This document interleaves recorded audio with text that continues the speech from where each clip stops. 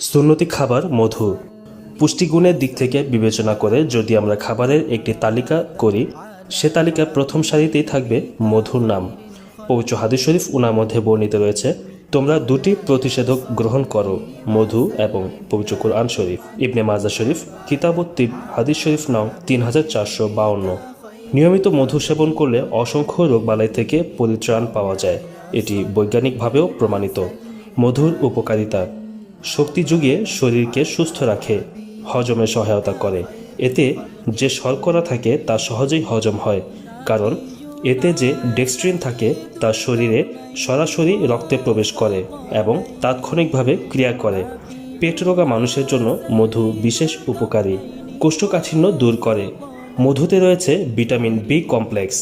এটি ডায়রিয়া ও কোষ্ঠকাঠিন্য দূর করে।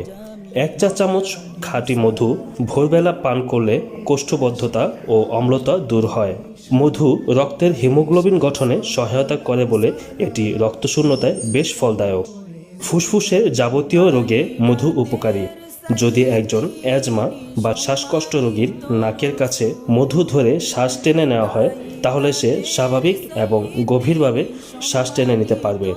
অনেকের মতে 1 বছরের পুরনো মধু শ্বাসকষ্ট রোগীদের জন্য বেশ ভালো। মধু অনিদ্রার ভালো ঔষধ।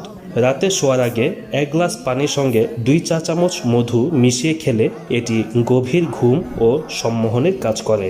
পুরুষদের মধ্যে যাদের শারীরিক দুর্বলতা রয়েছে, তারা যদি প্রতিদিন মধু ও ছোলা মিশিয়ে খান তাহলে বেশ উপকার পাবেন।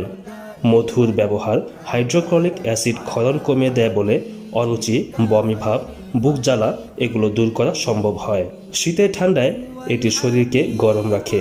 1 অথবা 2 চা চামচ মধু 1 কাপ ফুটানো পানির সঙ্গে খেলে শরীর ঝরঝরে ও তাজা থাকে। ডায়রিয়া হলে 1 লিটার পানিতে 50 মিলি মধু মিশিয়ে খেলে দেহে পানি শূন্যতা রোধ করা যায়। দৃষ্টিশক্তি বৃদ্ধি, মেয়েদের রূপচর্চা, ওজন কমাতে, গলার স্বর সুন্দর ও মধুর করতে, তারুণ্য বজায় রাখতে মধুর ভূমিকা অপরিহার্য। মধু হাড় ও দাঁত গঠনে বিশেষ ভূমিকা রাখে।